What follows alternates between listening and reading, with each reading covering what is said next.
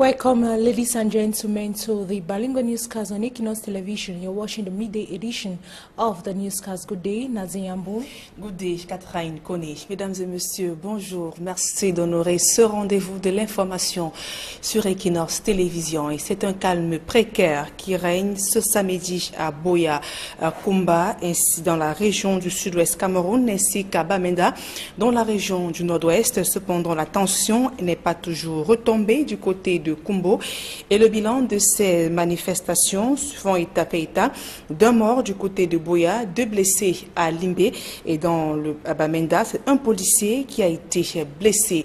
Et il faut préciser que malgré donc l'interdiction de manifestations dans les régions du nord-ouest et du sud-ouest Cameroun, des milliers de manifestants, de jeunes, adultes et personnes de 3e âge sont descendus dans les rues de Bamenda, Boya, Kumbo, Santpai, Kambé ainsi que Kumba. Ils ont donc brandi des labres de la paix pour revendiquer une fois de plus la libération des autres personnes encore détenues dans le cadre de cette crise anglophone.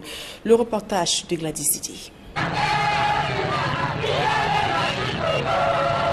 Arbre de paix à main, entamant des chants de ralliement, les femmes de la localité de Nkwen à Bamenda dans le nord-ouest marchent.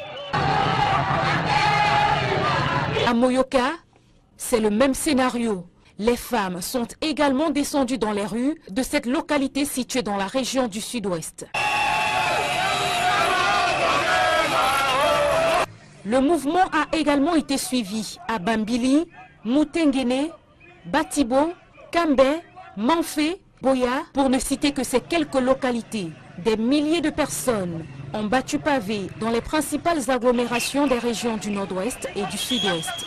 Hommes, femmes, enfants, jeunes, ils ont marché pour revendiquer la libération des anglophones encore incarcérés depuis le début de la crise.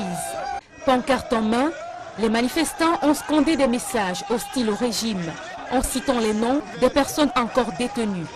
À l'entrée de la ville de Bamenda par exemple, tous les conducteurs ont été tenus d'accrocher l'arbre de paix sur leurs véhicules avant de circuler.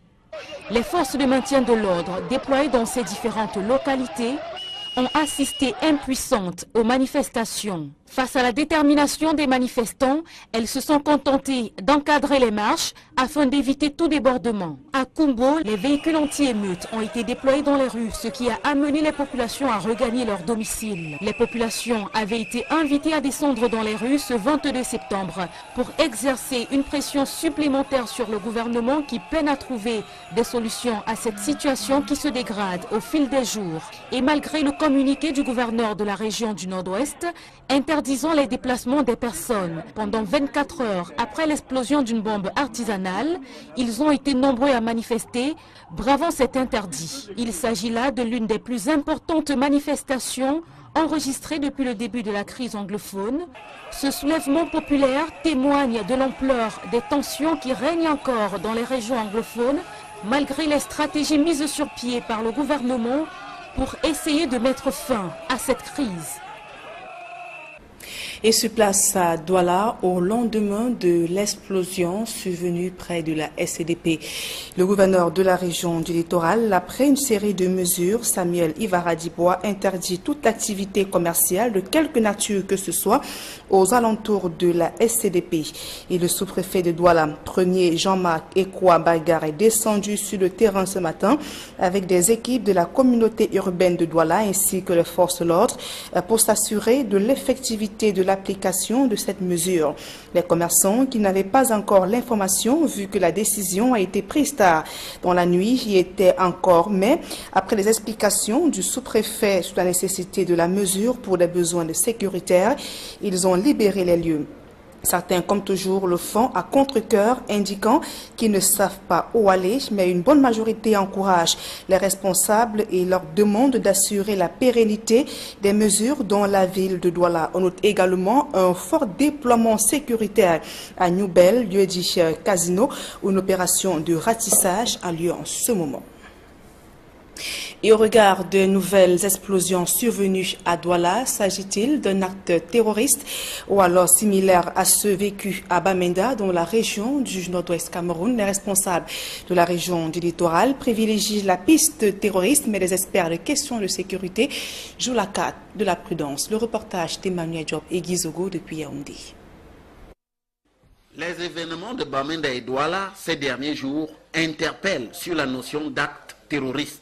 Le docteur Edouard Epiphane Yogo, géostratège, spécialiste des questions de sécurité, enseignant à l'université de Yaoundé 2, indique à quel moment peut-on parler d'acte terroriste. L'attentat terroriste a une caractéristique fondamentale qui est celle de la déstabilisation de l'État. La déstabilisation de l'État à travers la contestation de son autorité, de sa territorialité et même de sa centralité, c'est-à-dire sa capacité de décider et de prendre des décisions et sa capacité de diffuser son autorité tout au niveau de dans tout son territoire. Donc, à partir du moment où une organisation non étatique commet des actes qui portent atteinte à l'intégrité de l'État en utilisant la violence politico-militaire et en utilisant un mode opératoire asymétrique, nous pouvons donc parler de terrorisme. Parce que dans le terrorisme, il y a d'abord la terreur. Et la terreur est l'élément fondamental qui permet de créer un effet psychologique à haute portée ou de haute portée. À partir du moment où on propage donc la terreur et on pousse l'État à commettre des opérations de déception, ça veut dire qu'on pousse l'État à agir dans la faute. Nous allons donc parler de terrorisme, puisqu'ici il s'agira précisément de délégitimer son action. Ainsi, pour ce qui est de Douala, selon le spécialiste, on en est encore à un acte criminel en attendant d'en savoir plus. Nous n'allons pas vite en besogne avec tout ce qui se passe actuellement. Pour l'instant, ce que nous savons et à partir des éléments dont nous disposons, nous pensons qu'à Douala, il s'agit d'un crime. Donc c'est un acte criminel pour l'instant, donc ne relevant que du domaine de la sécurité intérieure. En attendant donc que les choses se confirment, nous verrons plus tard. Mais de manière générale, à en croire le docteur Edouard Epiphane Yogo, puisqu'il est question d'actes de violence, l'État pourrait être amené à répondre à cette défiance. Disons que pour l'instant, à Douala, c'est une opération normale d'enquête, une procédure d'enquête normale qui va se dérouler dans le cadre vraiment de la sécurité intérieure.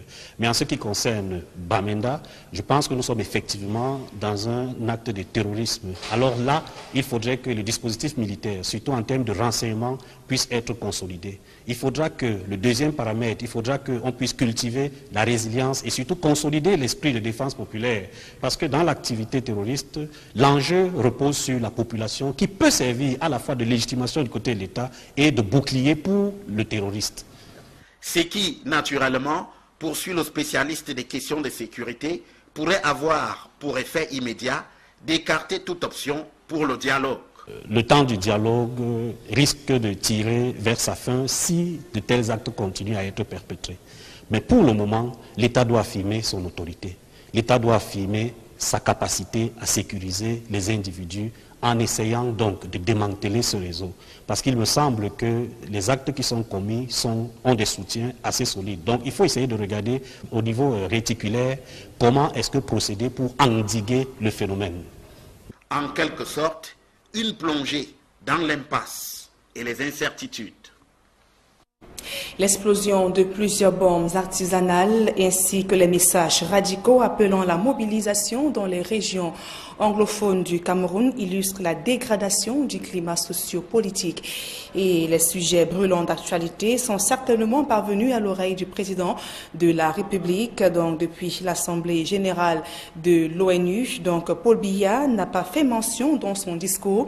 Il est plutôt revenu sur la paix, la préservation de la paix et la lutte contre le terrorisme. Éric Massial, Djoumou. Je voudrais renouveler mes chaleureuses félicitations. C'est un discours au cours duquel Paul Biya n'aura aucunement fait allusion aux questions brûlantes de son pays. Il s'exprimait à la tribune de la 72e Assemblée générale de l'ONU, alors que plusieurs villes du Cameroun venaient de traverser des moments de tension.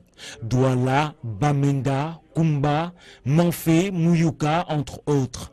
Le chef de l'État camerounais n'a nullement évoqué. Il s'est appesanti le temps de ce discours sur quelques points. Il y a une portée humanitaire, sécurité, terrorisme, conflit en Afrique, pauvreté sont quelques points abordés par le président de la République. Maïdougouri, Kolfata, Photocol, que de morts sans nom, sans visage. Le nombre des victimes de la secte terroriste Boko Haram dans le bassin du lac Tchad est estimé à 2000. Le Cameroun et les pays voisins font face à cette secte qui, chaque jour, renouvelle ses méthodes et ses tactiques. Pour chacun des points, il a évoqué la nécessité d'une réelle mobilisation des nations pour mettre un terme à ces différents fléaux. Le chef de l'État camerounais a aussi parlé, du temps de son discours, de la question climatique pour saluer l'accord de Paris lors de la COP21 et surtout appeler à plus d'engagement pour préserver certains acquis environnementaux. Le Cameroun, comme il l'a fait ici le 10 septembre 2000, appelle à nouveau le monde à s'unir dans une grande coalition en faveur de l'être humain replacé au centre de nos politiques. Garantissons-lui la paix et une vie décente dans une planète préservée. Au finish, discours bref, concis, mais qui pour le commun des Camerounais semble loin de pouvoir marquer l'histoire ou encore de rester dans les annales. Dans le reste de l'actualité, le nouveau chef d'État de l'arrondissement de Douala 5e a reçu comme principale mission de mettre un terme à la vente illicite de terrain, la prolifération des débits de boissons et des églises dites de réveil. Elango Bakoma a été installé hier dans ses fonctions par le préfet du Vouri. François Dikoumé et Etienne Pascal Azégue. Monsieur Bakoma Bakeus Elango, prenez le commandement. En prononçant cette phrase protocolaire, le préfet du département du Vouri permet ainsi à l'arrondissement de Douala 5e d'accueillir son 8e sous-préfet depuis sa création en 1994. Les cris de joie et de youyou qui ont accompagné cette prise de fonction de Bakoma Zakeos Elango laissent croire que son passage à la tête de l'arrondissement de Douala 5e sera un long fleuve tranquille que non. Pour la simple raison qu'il hérite du 2e arrondissement le plus important du département du Vouri avec ses 700 000 âmes. L'autre bonne partie de la carte postale de Douala 5e est dressée ici par Joseph Bertrand Maché, le préfet du Vouri. Douala 5e est également par ricochet le vivier des appétits fonciers et domaniaux avec comme découlant de nombreux conflits. Douala 5, c'est le quartier latin par excellence du Vouri. C'est le désordre urbain. C'est l'incivisme sous toutes ses formes avec en prime les nombreux cas d'atteinte à la tranquillité publique, résultant de la prolifération désordonnée des débits de boissons et autres lieux de plaisir, voire des églises et mosquées évoluant en marge de la réglementation. La tâche s'annonce donc âpre pour le nouveau chef de terre, qui devra résoudre l'équation à plusieurs inconnus, des litiges fonciers, de la grande criminalité, de la lutte contre les nuisances sonores dues aux implantations anarchiques des débits de boissons et des églises. C'est un véritable cocktail Molotov que vient d'hériter Bakoma Zakeos. Il me plaît de vous rappeler que votre tâche ne sera pas une sinécure, bien que votre compétence avérée en l'espèce soit une garantie. Je vous recommande vigilance, fermeté et équité. L'approche des échéances électorales et la lutte contre le désordre urbain seront l'autre cheval de bataille du nouveau chef de terre à Douala 5e. Au moment où vous prenez vos fonctions, se profilent à l'horizon différentes consultations électorales que devrait abriter notre pays. Je vous engage par conséquent à vous impliquer le moment venu à leur déroulement dans l'ordre et la paix aux côtés de l'organe institutionnel et réclame et jouer en tout temps et sans faille aucune votre rôle dans le dispositif. Avant de remplacer Jean-Marie Tchakui dans l'arrondissement de Douala 5e, Bakoma Zakeos a occupé les mêmes fonctions dans le Lébialem, à Boyo, à Santa et à Batibo, sans toutefois oublier son récent poste dans l'arrondissement de Douala 4e. Il est marié et père de 3 enfants.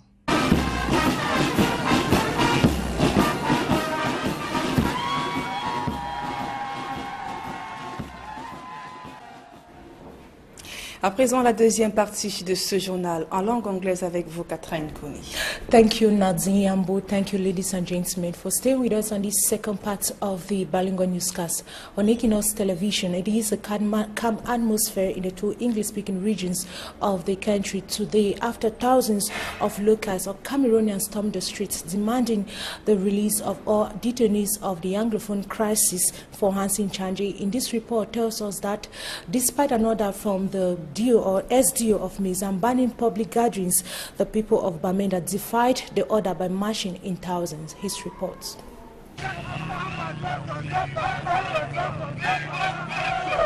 The population of Bamenda are on the street, chanting songs of freedom, calling for the liberation of all Anglophones arrested within the context of the Anglophone crisis. Amongst the names mentioned is that of Mancho BBC, the coffin revolutionist.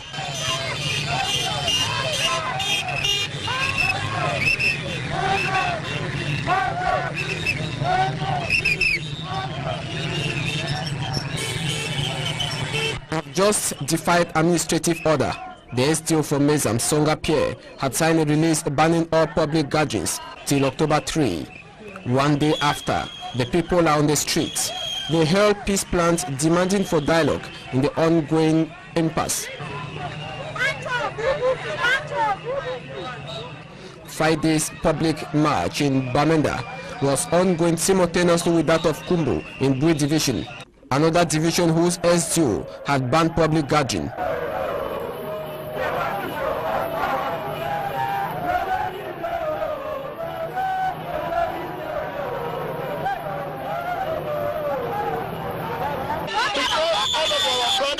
They have escaped from Cameroon. Yes. All of them are abroad because of this situation. Yes. But we are asking the regime to release all the detainees. Yes. Because we are not ready for any war. Yes. We are ready for a gentleman peace talks. Yes. We call on United Nations once again and the African Union that we are not ready to die. Yes. Let them liberate the people. Yes. The people want to be liberated. Yes. An Englishman is a gentleman. Yes. We are asking for gentility. Yes. As a white man, we don't want war. Yes. We are asking for our liberation. Yes. Thank you.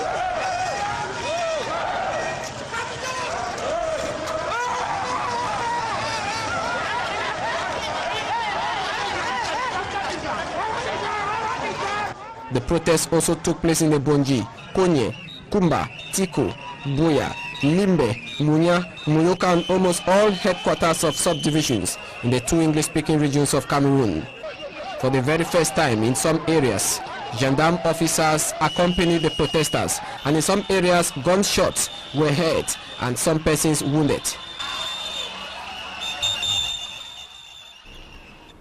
Non-violence protests escalated with 2 persons and several others injured or arrested as security forces dispersed the crowd in front of the Limbe Centenary Stadium, where they were to storm the police station demanding the release of those arrested yesterday. Davis Maimo reports. Gunshot and tear gas. This is exactly what is happening here. Forces of law and order. You can go to sound. They are struggling to disperse the crowd right there. The youths that have bent, that were friends that must be released from the Limbe Central Police Station. That is the sound we are getting from gunshot and tear gas. And my cameraman is in a safe position right now because it is escalating. It's going to something else here in the city of Limbe.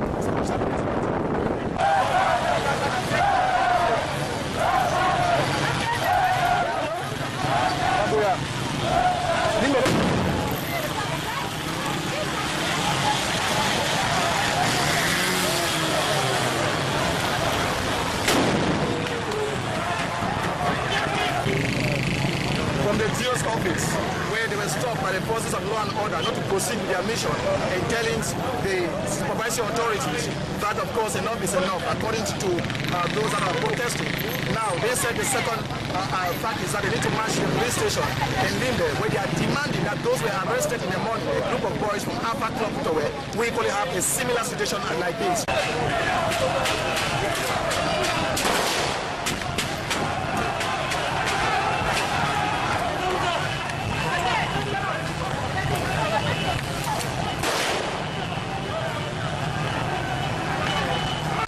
You can find find tears running from my eyes.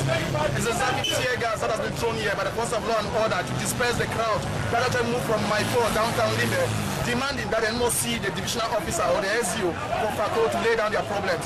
This is a situation with youth here in the city of Limbe, where of course they are saying that they are having a no violence protest here in the city of Limbe. Davidson Maimo, Equinox TV, in Limbe. Tourism stakeholders of the Southwest region have revealed that the Anglophone crisis has greatly hit their sector. They were talking in Buea as the region launched the 38th edition of the World Tourism Day. Derek Jato with more. The Anglophone crisis has brought the tourism industry in the Southwest region to its knees. Since this crisis began, the business level has dropped. Declining tremendously. They say today tourists are scared of paying visits to the Southwest region, a region that in the recent past was a must-visit place in Cameroon. Tourists and even visitors don't come again into our area as before. Launching its week-long activities in prelude of the 38th edition of the World Tourism Day, started with a sensitization walk from the University of Buea Junction to the Independence Square in Buea, and to Madam Kwan Ne Delila Efeti Monono, the Southwest Regional Delegate of Tourism and Leisure. This work is to send a message to all in the region that the sector is still active. You know, it has not been easy with them. Being the administration that we are, we need to encourage them and motivate them that whether losing, whether winning, they have to move ahead. This year, the tourism stakeholders will be visiting Manu Division to exhibit the touristic potentials. In Manu, we will visit the reunification monuments of 1961, the German Bridge, Pont Allemand. We visit John Gore Warehouse and Ebueko Beach. And we are going to visit Lake Ejagam, and we'll also have some fine time to visit the border town of Ekop. And also introduced this 2017 was the coffee race.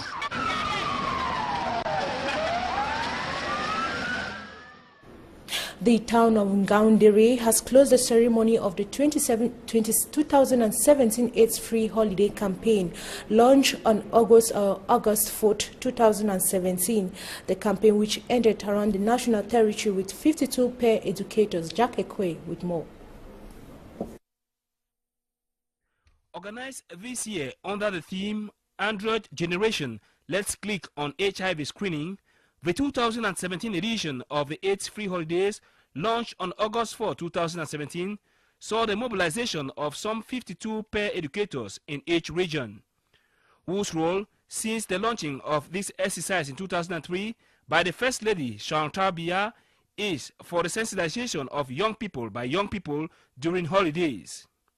However, according to officials, 15 years after its inception, the encouraging results have made AIDS Free Holidays a national activity involving several partners, actors in the fight against AIDS, with the assistance of the Ministry of Public Health of Cameroon. I would not be able at African Synergy to spot out any region, as far as statistics are concerned. It's better for you to refer to the Ministry of Health, because African Synergy is a Pan-African association. We are not a Cameroonian association, even though the Cameroonian First Lady is the head of the association.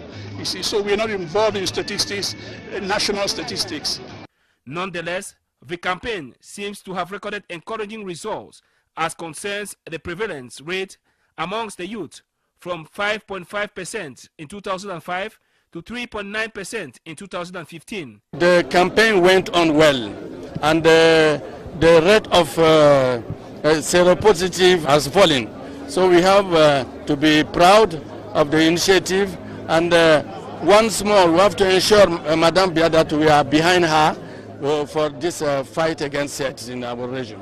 This has also led to reduce the level of stigmatization amongst HIV-infected persons, an increase in the use of preservatives amongst youths. It's a long-run thing to do. We need more efforts, talk to people, get people to understand that you don't need to hide yourself, when you're infected, because you can be put under treatment, free treatment. So we have to keep on talking to people, keep on sensitizing. It should be noted that the closing ceremony of the 2017 edition of AIDS-free holidays taking place at the Bois de Madoc Amusement Park in Gaoundéré brought together students from schools and colleges in Gaoundéré and the general public with a free screening caravan on the spot.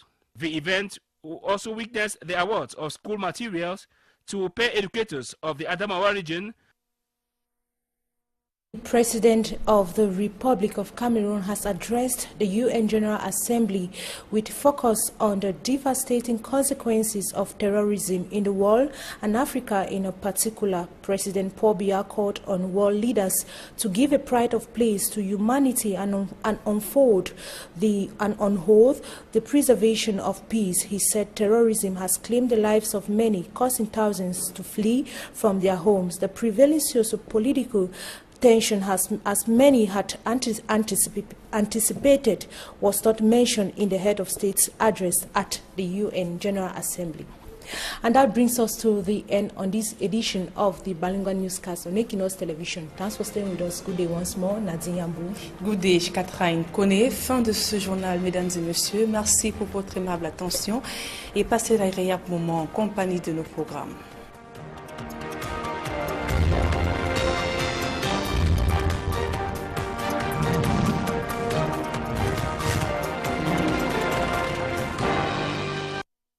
Sans nom, sans visage.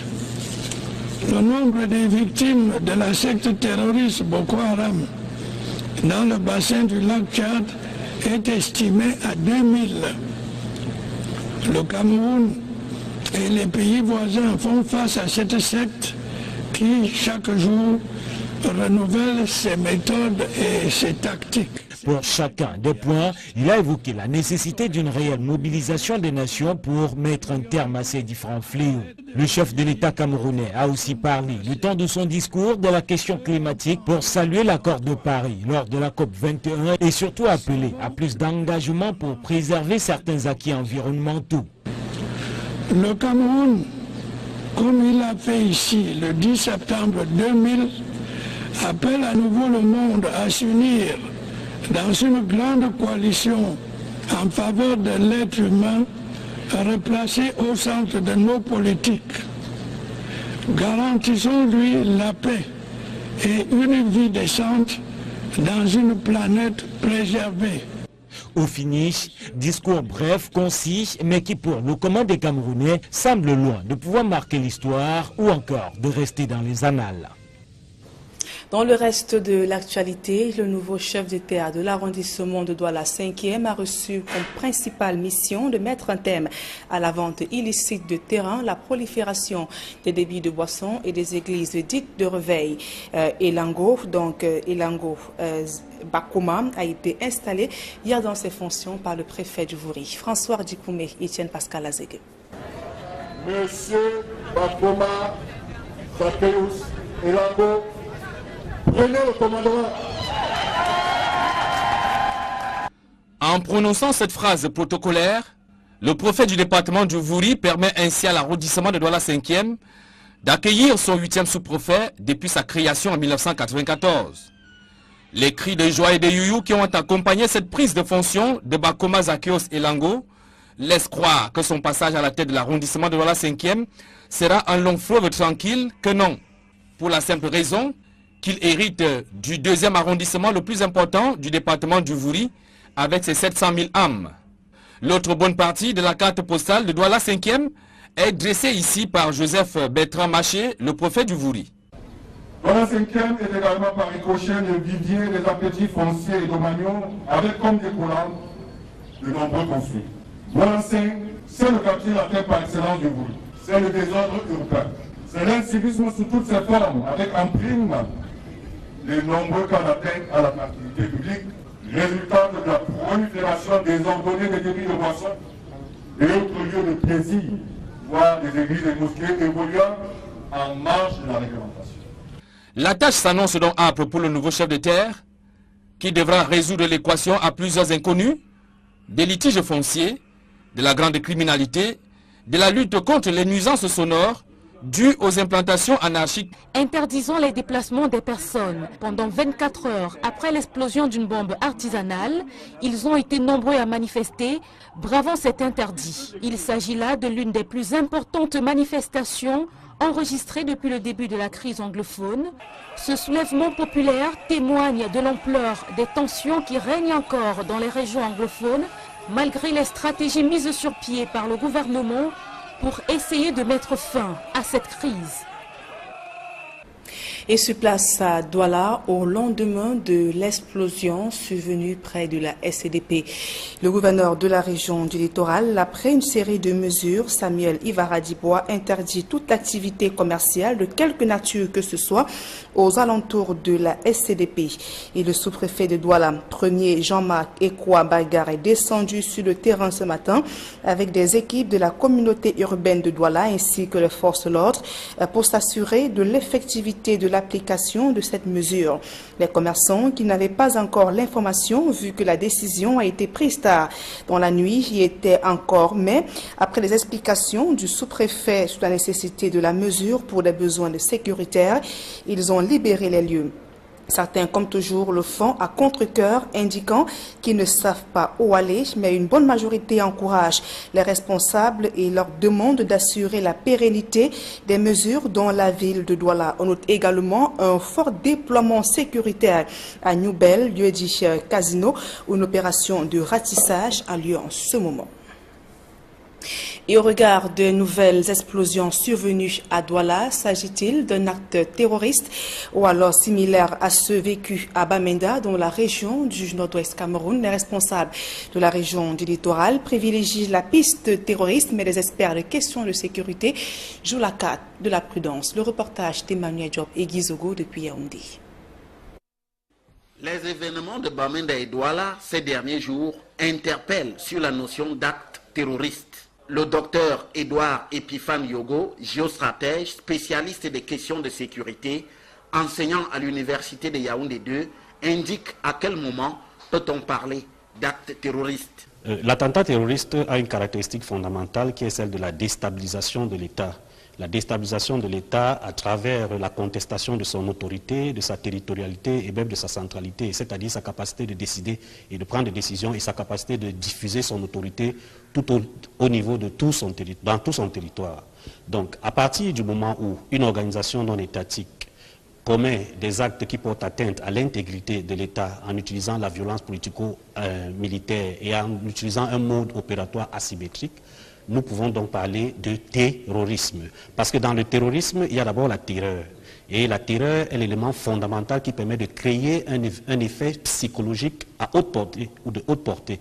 À partir du moment où on propage donc la terreur et on pousse l'État à commettre des opérations de déception, ça veut dire qu'on pousse l'État à agir dans la faute. Nous allons donc parler de terrorisme, puisqu'ici il s'agira précisément.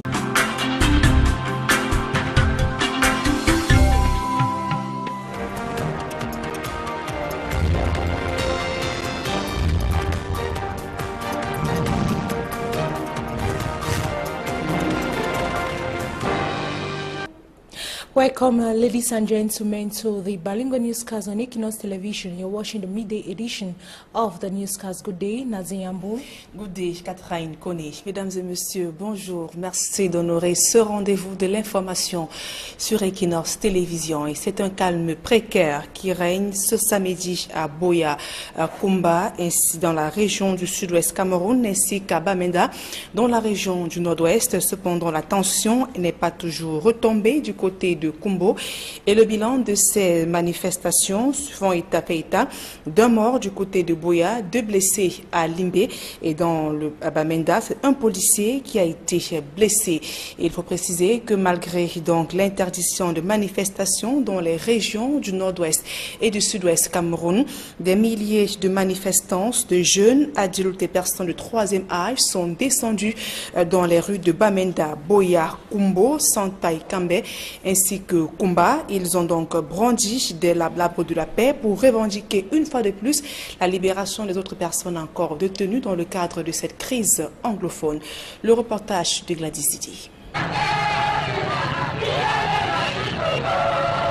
Arbre de paix à main, entamant des chants de ralliement, les femmes de la localité de Nkwen à Bamenda dans le nord-ouest marchent.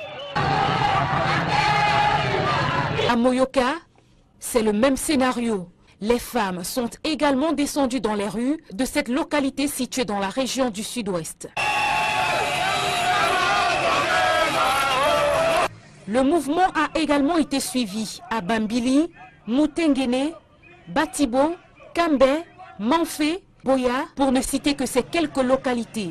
Des milliers de personnes ont battu pavé dans les principales agglomérations des régions du nord-ouest et du sud-ouest.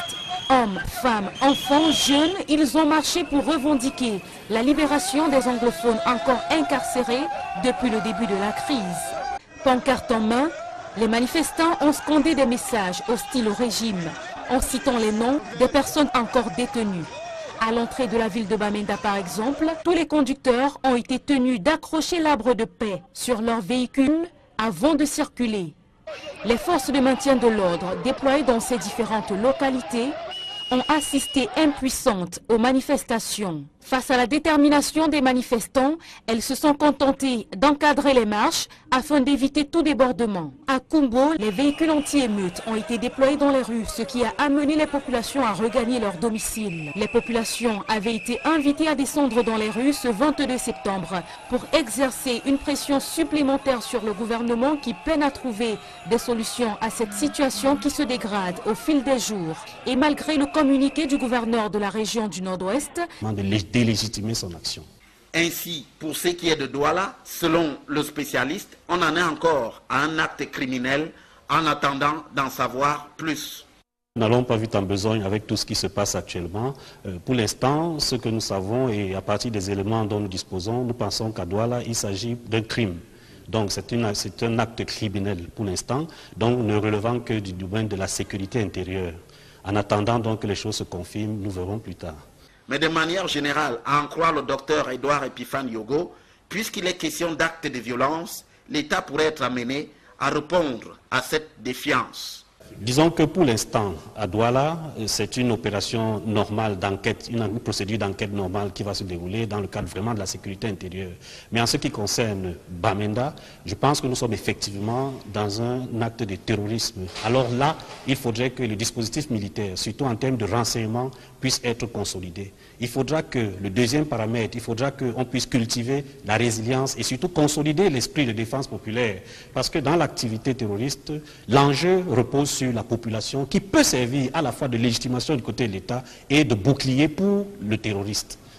Ce qui, naturellement, poursuit le spécialiste des questions de sécurité, pourrait avoir pour effet immédiat d'écarter toute option pour le dialogue.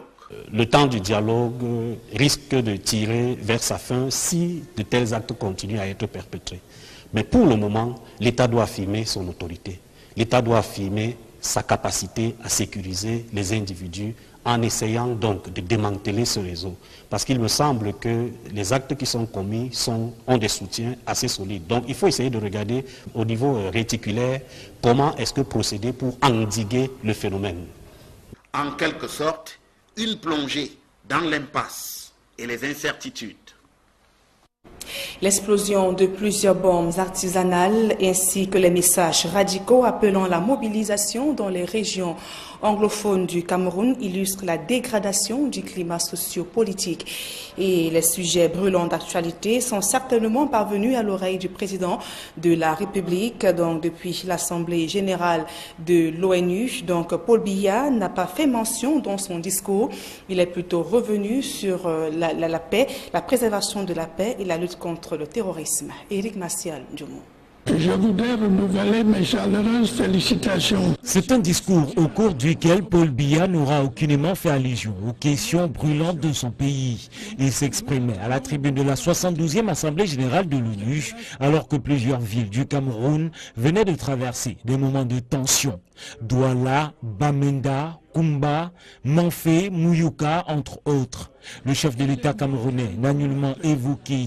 Il s'est appesanti le temps de ce discours sur quelques points ayant une portée humanitaire, sécurité, terrorisme, conflit en Afrique, pauvreté sont quelques points abordés par le président de la République.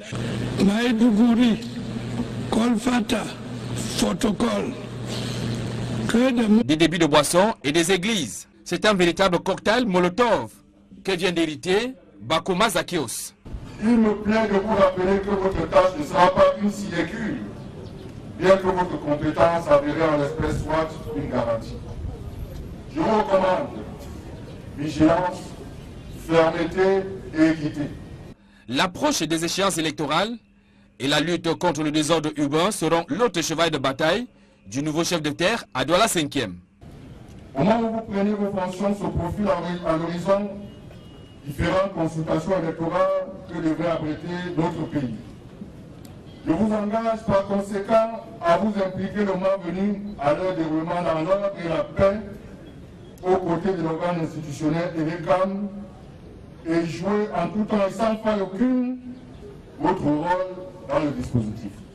Avant de remplacer Jean-Marie Tchakui dans l'arrondissement de Douala 5e, Bakoma Zakios a occupé les mêmes fonctions dans le Lébialem, à Boyo, à Santa et à Batibo, sans toutefois oublier son récent poste dans l'arrondissement de Douala 4e. Il est marié et père de 3 enfants.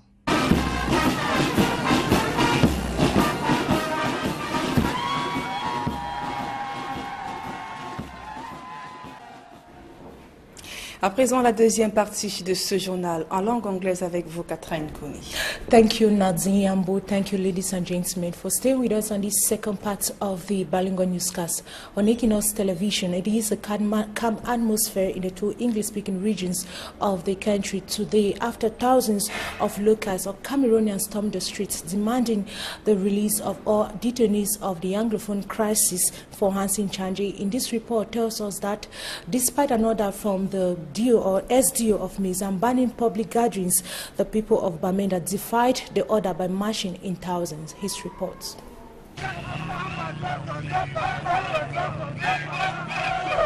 The population of Bamenda are on the street, chanting songs of freedom, calling for the liberation of all Anglophones arrested within the context of the Anglophone crisis. Amongst the names mentioned is that of Mancho BBC, the coffin revolutionist.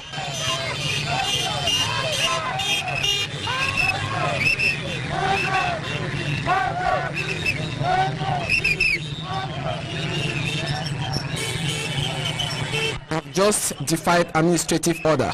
The STO from Mezam, Songa Pierre, had signed a release banning all public gatherings till October 3. One day after, the people are on the streets. They held peace plans demanding for dialogue in the ongoing impasse. Friday's public march in Bamenda was ongoing simultaneously with that of Kumbu in Bui Division, another division whose SDO had banned public gathering.